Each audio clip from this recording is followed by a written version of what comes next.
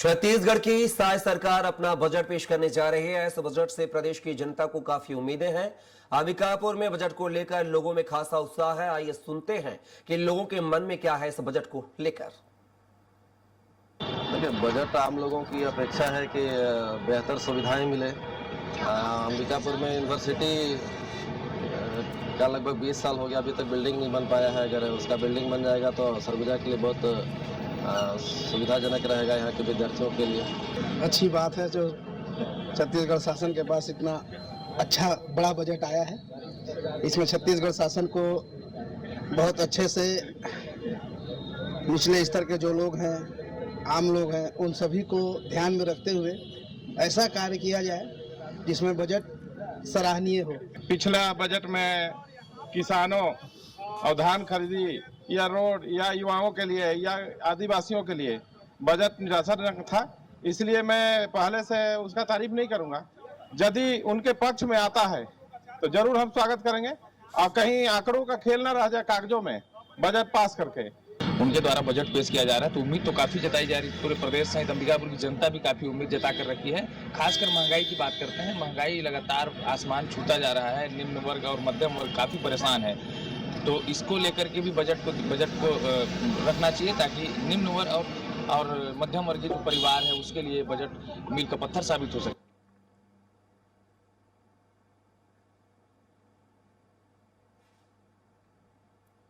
तो आप देख सकते हैं ये तस्वीरें बजट पूर्व की तस्वीरें हैं जब ओपी चौधरी ने भगवान शिव की आराधना की है, पूजन अर्चन किया है। उसके बाद उनकी धर्मपत्नी ने उनको विधानसभा जाने से पूर्व तिलक लगाकर आरती उतार कर रवाना किया है। हिंदू मान्यताओं के अनुसार, सनातन मान्यताओं के अनुसार जब किसी भी शुभ कार्य के लिए जाया जाता है तो साथ सम्मान पूजा अर्चना कर तिलक लगाकर आरती उतार कर रवाना किया जाता है। उसी प्रकार वित्त मंत्री ओपी चौधरी की धर्मपत्नी ने उनको विधानसभा जाने से पहले आरती उतारी, तिलक लगाया। और इसी खबर पर ज्यादा जानकारी के साथ रायपुर से सहयोगी राहुल अग्निहोत्री हमारे साथ लाइव जुड़ गए हैं। राहुल, बात की जाए वित्त मंत्री ओपी चौधरी, हमने तस्वीरें देखी हैं, अपने बंगले से रवाना होने के पहले उनकी धर्मपत्नी ने उनकी आरती उतारी, तिलक लगाया है। आप विधानसभा के लिए वो रवाना हो गए हैं। क्या कितना देर, कितना समय है इस बजट को पेश होने में और क्या कुछ जो है तस्वीरें हालिया बयां हो रही हैं रायपुर में? जी, देखा जाए तो वित्त मंत्री ओपी चौधरी यहाँ पर विधानसभा के अंदर पहुंच चुके हैं और यहाँ पर औपचारिकता की बात यदि बात करें तो कैबिनेट की मुहर लगनी बस पूरे बजट को बाकी है। उसके बाद जो वित्त मंत्री ओपी चौधरी है वो अब से करीब 20 मिनट के बाद में जो बजट है वो पेश करते हुए नजर आएंगे। और जिस तरीके से पूरी यदि बजट की आज की पूरी प्रक्रिया को देखा जाए तो जिस तरीके से वित्त मंत्री ओपी चौधरी अपने घर के अंदर पूजन अर्चन करते हैं, उसके बाद जब अपने बंगले से निकलते हैं तो उनकी जो धर्म पत्नी है उनका तिलक लगा करके अपने घर से विदा करती है। और उसके बाद जो वित्त मंत्री ओपी चौधरी और उनकी पत्नी दोनों भगवान शिव की पूजा करते हैं और वहां से सीधे विधानसभा के लिए वित्त मंत्री ओपी चौधरी रवाना होते हैं और यहां पर पहुंच चुके हैं। और जिस तरीके से मैंने बताया कि औपचारिकताएं शेष हैं, उसके बाद से बजट पेश करेंगे। तो बजट जो है, जिस तरीके से वित्त मंत्री ओपी चौधरी से जब चर्चा की तो उन्होंने भी ये बताया कि जो बजट है वो काफी महत्वपूर्ण रहने वाला है। और विजन 2047 के तहत जिस तरीके से विकसित भारत के लिए जो छत्तीसगढ़ की भूमिका रहने वाली है, उसमें इन प्रत्येक वर्ष जो बजट आ रहे हैं उसे मिड टर्म बजट की तरह देखा जाए और प्रत्येक बजट एक एक कदम आगे बढ़ने के जैसा यहाँ पर वित्त मंत्री ओपी चौधरी ने बताया है। तो देखा जाए पहले ज्ञान फिर गति, और अब जो विकसित छत्तीसगढ़ के लिए जो बजट पेश होने वाला है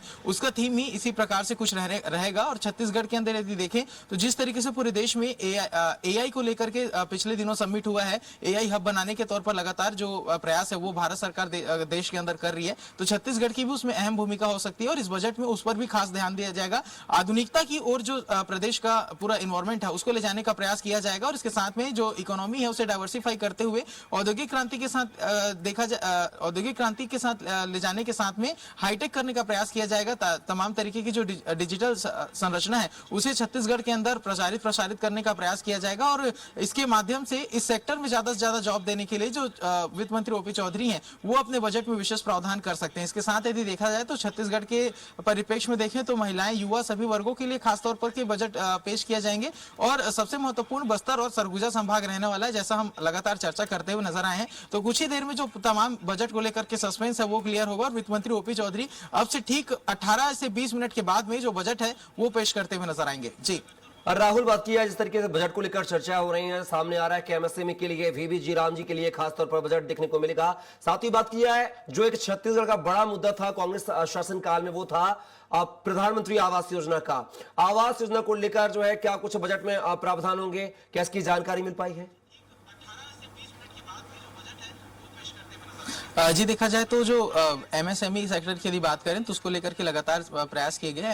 एमएसएमई सेक्टर को जो अनुदान प्रदान है वो विभिन्न कैटेगरी वाइज जो रखा गया है उसके आधार पर दिया जाता है, जहां महिलाओं को विशेष सुविधा दी जाती है और आदिवासी और एसटी/एससी होने पर विशेष तरीके के जो लाभ है वो सरकार के द्वारा ऐसे तमाम लघु उद्योगों को दिए जाते हैं। और इसके बाद में यदि पीएम आवास की बात करें तो जिस तरीके से पीएम आवास को लेकर के लगातार प्रयास किए जा रहे हैं, तो पीएम आवास ही नहीं बल्कि केंद्र के द्वारा कई ऐसी योजनाएं हैं जो राज्य के सामंजस्य के साथ में चलती है। राज्य के अंशदान के बाद में उस योजना को छत्तीसगढ़ में या अन्य राज्यों में लागू किया जाता है। तो वैसे राज्यों में डबल इंजन का जो ग्रोथ है वो दिखाने का प्रयास छत्तीसगढ़ में लगातार जो छत्तीसगढ़ की सरकार है वो करते हुए नजर आई है। तो पीएम आवास समेत तमाम जो केंद्र के द्वारा संचालित योजनाएं हैं जिसे छत्तीसगढ़ में लागू करने के लिए छत्तीसगढ़ को अपना अंश जो राशि है वो अदा करना पड़ता है। तो उसमें भी विशेष तौर पर जो वित्त मंत्री ओपी चौधरी है वो यहाँ पर प्रावधान कर सकते हैं। तो मुख्य तौर पर देखा जाए तो केंद्र और राज्य का सामंजस्य बनाते हुए छत्तीसगढ़ को किस तरीके से विकसित किया जा सकता है, छत्तीसगढ़ के आगामी भविष्य को लेकर के क्या कुछ चुनौतियां और उन चुनौतियों से किस तरीके से निपटने के लिए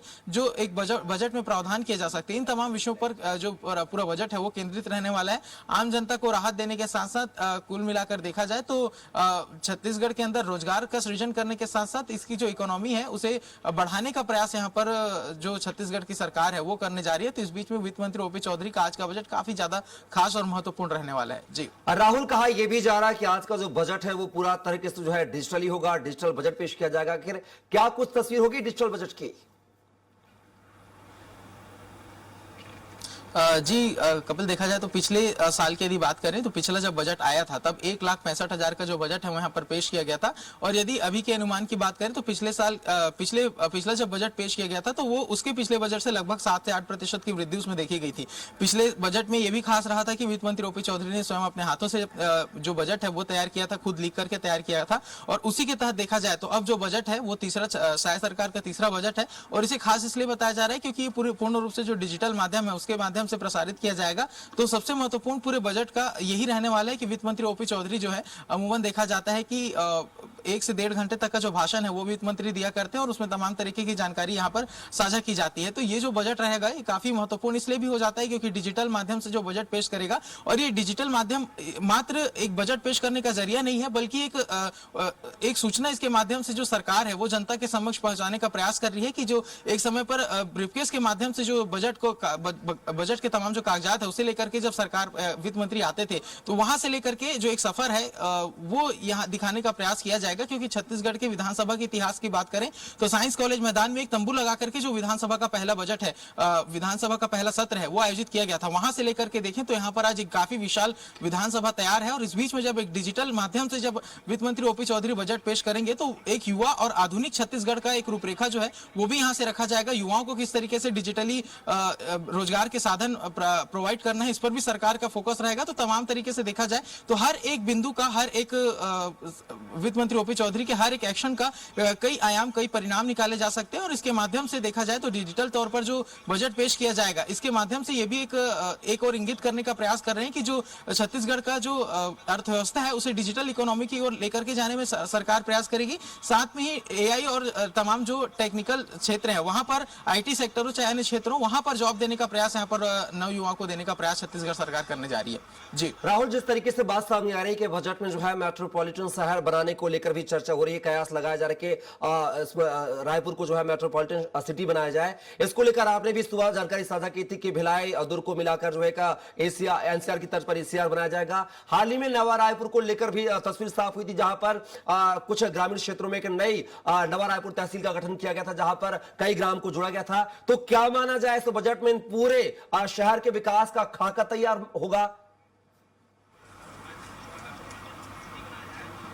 जी देखा जाए तो दिल्ली, तेलंगाना, केरल ऐसे राज्यों के तहत जो छत्तीसगढ़ की राजधानी रायपुर है इसे भी विकसित करने का प्रयास चल रहा है। और इसमें मुख्यमंत्री राजधानी विकास योजना के तहत लगभग 1,000 राशि की खर्च करने की जो जानकारी है वो यहाँ पर निकल करके सामने आई है। इसके तहत देखा जाए तो नया रायपुर है उसे नई राजधानी के तौर पर डेवलप किया जा रहा है। जिस तरीके से देखें तो तमाम जो मंत्रियों के बंगले हैं, सभी तरीके के जो सरकारी कार्यालय हैं उसे नए रायपुर में स्थापित किया जा रहा है। और साथ में देखा जाए तो पुराने रायपुर को दिल्ली एनसीआर की तरह जो SCR है उसके तर्ज पर भी डेवलप करने की जो बात है वो चल रही है। तो रायपुर, दुर्ग, बिलासपुर, माफ कीजिएगा, रायपुर, दुर्ग और भिलाई तीनों जगहों को जोड़ करके एक SCR के तौर पर डेवलप करने की ओर सरकार का जो पूरा माइंडसेट है वो चल रहा है। उसके तहत तमाम जो योजनाएं हैं वो संचालित की जाएगी और आगे आने वाले समय में देखा जाए तो इस पूरे क्षेत्र को एक माध्यम से जोड़ करके यहाँ पर का जो इकोनॉमी है उसे डेवलप करने का प्रयास किया जाएगा। जो छोटे बड़े गांव हैं उसे साथ में जोड़ा जाएगा और वहां पर अर्थव्यवस्था को सुदृढ़ करने का प्रयास सरकार करेगी। इसके साथ में देखें तो जो जिसका मैंने जिक्र किया कि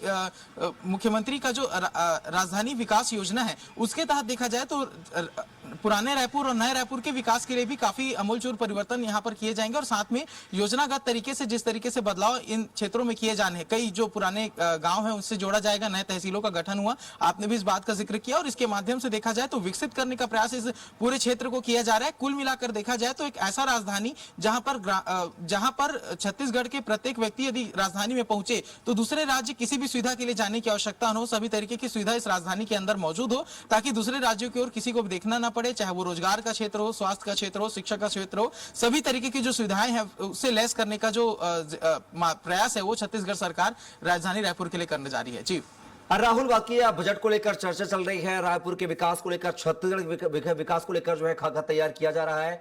अभी हाल ही में हमने बात निकल के सामने आई थी कि बहुत जल्द जो है राजधानी रायपुर को मेट्रो ट्रेन की सौगात भी मिलने वाली है। क्या वो समय माना जाए आज ही होगा, आज ही ऐलान घोषणा कर दी जा सकती है, बजट का प्रावधान किया जा सकता है या आगे अभी देरी है उस मेट्रो रेल को लेकर? जी देखा जाए कपिल तो ये तो पूरी वित्त मंत्री ओपी चौधरी के भाषण के बाद ही स्पष्ट हो पाएगा, जब बजट पेश करेंगे उसके बाद ही स्पष्ट होगा। लेकिन यदि आवश्यकता की बात करें तो राजधानी रायपुर के अंदर मेट्रो ट्रेन की आवश्यकता काफी ज्यादा नजर आती है क्योंकि जैसा हम लगातार जिक्र कर रहे हैं कि जो SCR के तर्ज पर दुर्ग, भिलाई और रायपुर को जोड़ने की जो बात की जा रही है तो उसमें मेट्रो के परिवहन, मेट्रो के परिचालन को लेकर भी चर्चा जो है वो काफी महत्वपूर्ण हो जाती है क्योंकि ये वही क्षेत्र है जहां से लगातार जो आवागमन है यहाँ के लोकल लोग करते हैं। और अगर इस पूरे रूट की बात करें तो नेशनल हाईवे के पर आप जाएं तो काफी लंबा समय इस पूरे रास्ते को पूरा करने में लगता है और क्योंकि रेगुलर लोग यहाँ से आने जाने वाले हैं तो मेट्रो की यदि संचालन शुरू हो जाता है तो उससे काफी सुविधा यहाँ के लोगों को मिलेगी और मेट्रो के माध्यम से देखा जाए तो एक अर्थव्यवस्था को भी मजबूती मिलने के साथ साथ आम जनता को सुविधा तो मिलती ही है लेकिन उसके इर्द गिर्द जो इकोनॉमी है वो भी डेवलप होती है तो काफी महत्वपूर्ण होगा। तो देखना होगा कि 25 सालों के बाद जब छत्तीसगढ़ आज 25 साल के युवा राज्य के तौर पर खड़ा है तो शायद रायपुर वो पहला शहर हो सकता है जहां से मेट्रो सिटी, माफ कीजिएगा, जो मेट्रो रेल है उसका परिचालन शुरू हो सके और इसके लिए कुछ ही देर में जो पूरा स्थिति है वो स्पष्ट हो पाएगा जब वित्त मंत्री ओपी चौधरी अपना जो बजट है वो छत्तीसगढ़ का बजट जो है वो सदन की पटल पर पेश करेंगे। जी राहुल, हमने देखा है बजट को लेकर, हमने भिलाई के लोगों से चर्चा भी की है, दुर्ग के लोगों से चर्चा की है। इस बजट से जैसे कि 25% का इजाफा पिछले बजट की तुलना में इस बार किया गया है, लोगों को काफी उम्मीद है। हमने युवाओं को सुना है, युवा कह रहे कि इस बजट में युवाओं की बात होनी चाहिए। क्या लगता है युवाओं को लेकर क्या कुछ खास जो है इसमें बजट में नजर आने वाला? हालांकि MSME की बात की गई है, स्किल्स के माध्यम में रोजगार के तौर पर युवाओं को कहीं ना कहीं लाभ देने की बात सामने आ रही है, लेकिन फिलहाल इस बजट में और क्या कुछ नया हो सकता है जिससे युवाओं को खुश किया जा सके? जी, यदि युवाओं की बात करें तो मैं आपको जो अभ्यर्थी होते हैं वहां से लेकर के एक 24 से 25 साल का युवा जो रोजगार की तलाश में होता है वहां तक का जो पूरा एक स्थिति है वहां तक के आपको ले जाना चाहूंगा कि सरकार ने किस तरीके से रीति नीति बनाई है। सबसे पहले यदि 11वीं 12वीं के छात्रों को देखें तो उसके लिए सरकार जो बालिका छात्राएं हैं उनके लिए जो सरकार है उन्होंने विशेष तरीके के प्रावधान किए हैं जहां पर उन्हें कॉलेज में पहुंचाने के साथ NGO के साथ टाई अप किया गया, जहां पर कॉलेज पहुंचने पर उन्हें जो राशि है उनके पढ़ाई का जो खर्च है उसका काफी बड़ा जो हिस्सा है वो सरकार वहन करेगी NGO के माध्यम से। इसके साथ ही दूसरा यदि बात करें तो पूरे छत्तीसगढ़ के सभी जिलों में देखा जाए तो नालंदा परिसर बनाकर के लाइब्रेरी बनाया जा रहा है और हाईटेक लाइब्रेरी का परिसर है जहां पर जो युवा है बड़ी संख्या में पहुंचते हैं, अपने कॉम्पिटिटिव एग्जाम्स के लिए तैयारी करते हैं। तो ये हो गया कक्षा 11वीं से लेकर के 12वीं तक के छात्रों के लिए। अब यदि आगे की बात करें तो कॉम्पिटिटिव एग्जाम पास करने के बाद जब जो छात्र ऐसे होते हैं जो ग्रेजुएट्स होते हैं और उन्हें आगे आने वाले समय में जो एडमिनिस्ट्रेशन और तमाम तरीके के जो सिविल सर्विसेज होते हैं उनकी जॉब्स की तैयारी करनी होती है तो उसके लिए भी नालंदा परिसर में तमाम तरीके की जो सुविधाएं वो दी जाती है। एक डिजिटल लाइब्रेरी का माध्यम यहाँ पर बनाया जा रहा है, जहां पर तमाम जो युवा हैं वो प्रत्येक जिलों में अपने अपने नालंदा परिसर में जाकर के पढ़ाई कर सकते हैं। वहां से आगे की जो उनके भविष्य के लेकर के सरकार जो है वो तैयारियां करती है। उसके साथ में देखें तो छत्तीसगढ़ के यदि अंदर की बात करें तो यहाँ पर जिस तरीके से इंजीनियर्स की संख्या है, काफी बड़ी संख्या में जो इंजीनियर्स है वो यहाँ छत्तीसगढ़ से निकल करके आते हैं, लेकिन रोजगार की तलाश में उन्हें दूसरे राज्यों में जाना पड़ता है। तो इस क्षेत्र में विशेष तौर पर जो सरकार है उसका फोकस है ताकि जो राज्य का टैलेंट है वो राज्य के अंदर ही हो, और इसके तहत नया रायपुर में तमाम जो उद्योग हैं उसे स्थापित करने की बात जो है वो की जा रही है। चाहे उसे पूरे देश में कीर्तिमान हासिल किया हुआ सेमीकंडक्टर प्लांट का स्थापना का बात हो, या फिर फार्मास्यूटिकल जो कंपनीज हैं उसे स्थापित करने की बात हो, आईटी सेक्टर की बात हो, तो तमाम क्षेत्रों में यहाँ पर रोजगार सृजन का माध्यम जो है वो किया जा रहा है। और जैसा मैंने पहले जिक्र किया था कि एमएसएमई और लघु उद्योग में एक प्रावधान किया गया जहां पर जो ऐसी कंपनी जो ज्यादा से ज्यादा लोगों को रोजगार प्रदान करेगी उसे सरकार के द्वारा ज्यादा से ज्यादा अनुदान प्रदान किया जाएगा। तो इसके माध्यम से छत्तीसगढ़ के अंदर रोजगार सृजित करने में भी काफी ज्यादा सुविधा होगी। और इसके साथ में देखा जाए तो स्टार्टअप के लिए भी एक अच्छा इन्वायरमेंट, एक अच्छा इकोनॉमी डेवलप करने का प्रयास यहाँ पर छत्तीसगढ़ सरकार कर रही है, जिसके तहत स्टार्टअप करने वाले युवाओं को भी जो सरकार है वो तमाम तरीके की सुविधा दे रही है। चाहे वो फिर पिछले कैबिनेट बैठक में जिस तरीके से फैसले हुए कि जो भी युवा अपना स्टार्टअप करेगा उसे मार्केटिंग के लिए एक जगह दिया जाएगा, साथ में जो स्टार्टअप के 3 साल तक का जो लोन है उसे 0% इंटरेस्ट के साथ देने जैसे तमाम जो प्रावधान है वो किए गए। तो युवाओं के लिए छत्तीसगढ़ को किस तरीके से विकसित किया जाना है, उनके लिए जो पर्याप्त जो संभावनाएं हैं लेकर जो है युवा बनने तक का जो है सपना वो साकार करने जा रही है छत्तीसगढ़ सरकार, और बजट में भी नए प्रावधान किए गए हैं। फिलहाल के लिए राहुल तमाम जानकारी साझा करने के लिए आपका बहुत शुक्रिया, धन्यवाद। तो वित्त मंत्री ओपी चौधरी ने क्या कुछ कहा है, जरा वो भी सुन लेते हैं। आदरणीय मुख्यमंत्री विष्णुदेव साय जी के नेतृत्व में हमारी सरकार का ये तीसरा बजट होगा, और निश्चित रूप से 2047 का दीर्घकालिक लक्ष्य है, उसके लिए मिड टर्म 2030 तक के भी लक्ष्य हैं, और हर बजट को एक वर्षीय लक्ष्य के रूप में उस विकसित छत्तीसगढ़ की ओर बढ़ते हुए एक एक कदम के रूप में हमको देखना चाहिए। उसी रूप में बजट आप सबको दिखाई। तो देखा